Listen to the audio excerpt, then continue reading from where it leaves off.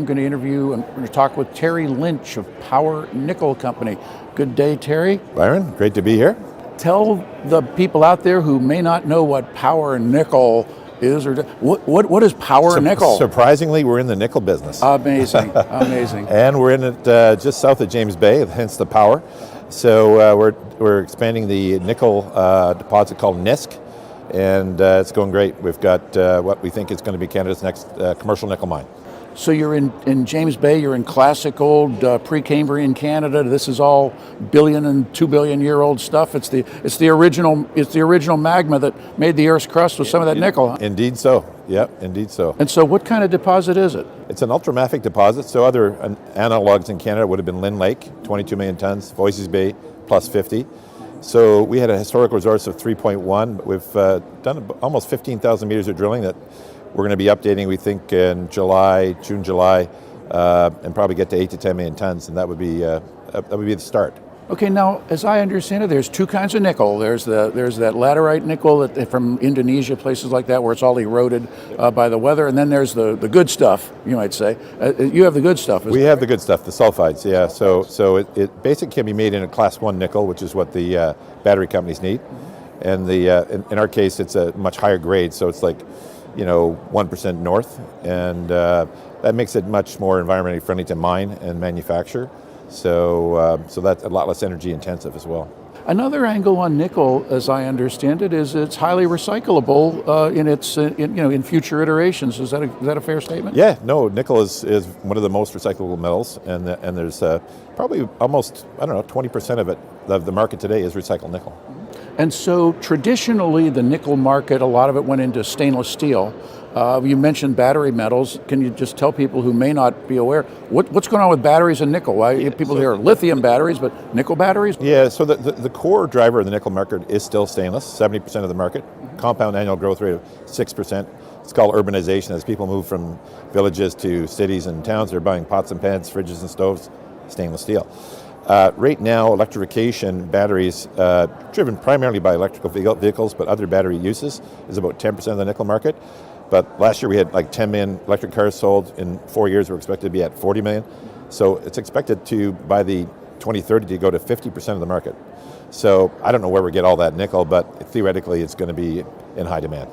So I'm just doing a little math in my head here. If nickel demand is growing at least 6% a year, and maybe more up to say 8 or 10% a year, the nickel demand is going to double in about 7 years.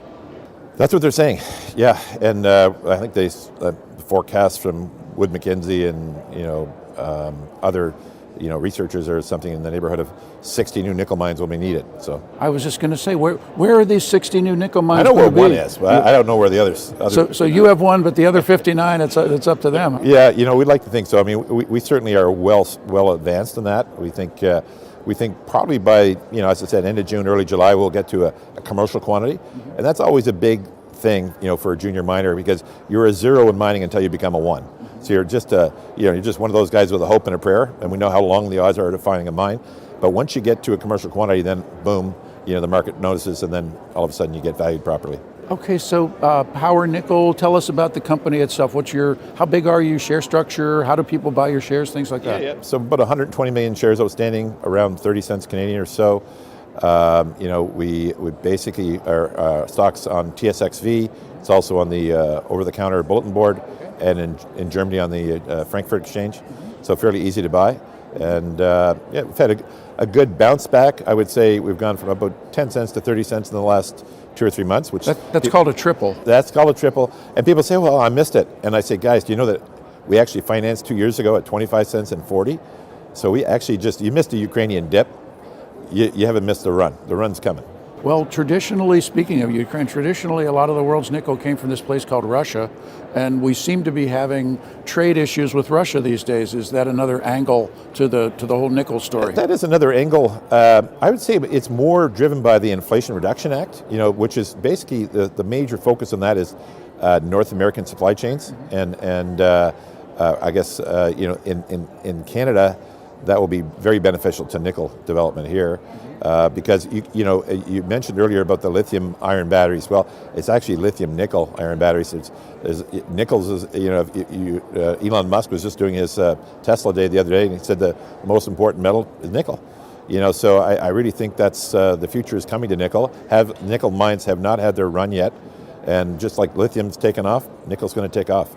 So it may very well be that just because people missed the first leg up, there's still a few more legs, a lot more legs left in this run. Yeah, I mean, I think in this run, not just for Power Nickel, but for many junior miners, there's going to be 10Xers and 100Xers. And it's been a long while since the market's seen that, but it's coming.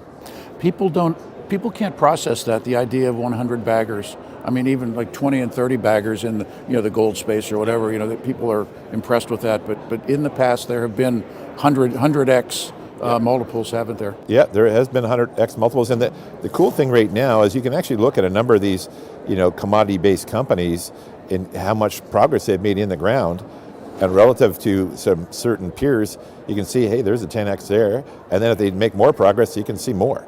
So this is probably the first time in history I can think of where there's been such savagely priced, almost across the board. So, boy, if you're an investor, you start doing your due diligence in junior mining. Values are tremendous. You don't have to buy the hope and the prayer stuff. You can buy stuff that's already got the goods in the ground and still make a wampum of money. Well, thank you so much. Everybody out there, thank you for watching. Terry Lynch, Power Nickel. They have a website, they have presentation, TSX Venture Exchange, and the OTC in the United States as well as Germany. Thank you so much, and we wish you well, sir. Great. Thanks, Byron. Great to be here.